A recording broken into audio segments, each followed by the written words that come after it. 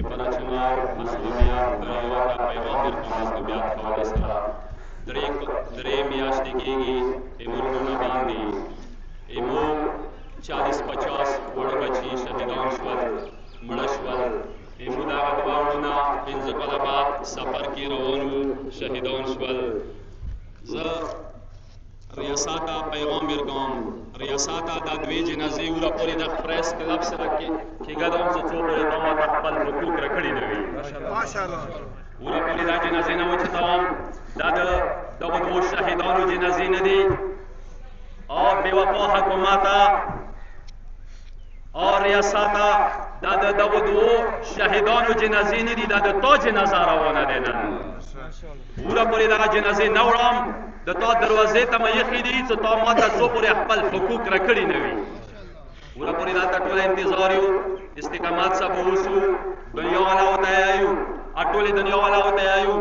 پر چنار دپاره آواز اوچت کوئ اقوام متحده پورې زه دغه آواز رسوم چې پر چنار درو میاشتو نه محصور دی بچي مو مړه شول لیارې مو باندې تعلیمي ادارې مو باندې اشیای خورد و نوش نشته دي ایمو هر حوالې سره ایمو محصور کړي یو زه اقوام متحده ته یم ټولې دنیا ته یم پاکستان شیعو ته یم قائد ملت سید ساجد علی نقوی ته دغه درخواست التجا کوم استاد محترم سید جواد نقوی ته یم راجا ناصر عباس ته یم لکه څنګه نن پر چنار مظلوم دی پر چنار باندې مظلومیت راغلی دی ایمو ځوانان روډو باندې دي تاسو نه زه التماس کوم چې ټول پاکستان شیعو ته کال ویل کوئ لکه څنګه موږ روډو باندې ناست یو همداسې تاسو هم روډو باندې ته راوځئ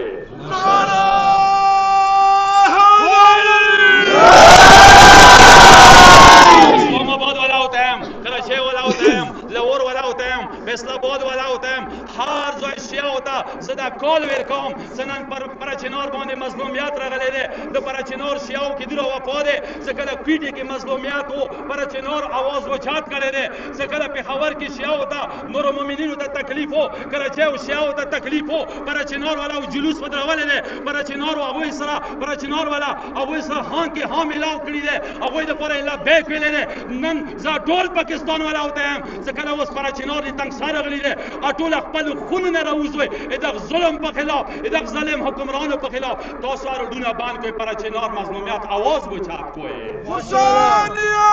زنده‌باد حسینیه زنده‌باد حسینیه زنده‌باد یزیدیه مرده‌باد یزیدیه مرده‌باد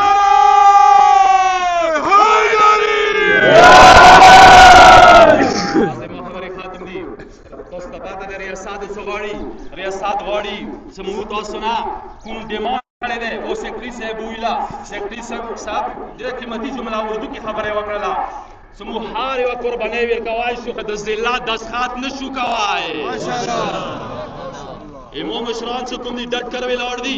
همدا کربلا میدان دی مو سلوګه برداشت کوای شو تنده برداشت کوای شو جنازې برداشت کوای شو لیارې باندې پارک نه کو مو اندی میدان کې زخمونه برداشت کوو زوال غواړم چې زه شهید شم هیڅ قسم د مزلات نشو برداشت کوای ماشاءالله اسانی گرامی بس دے بندو خبرو باندې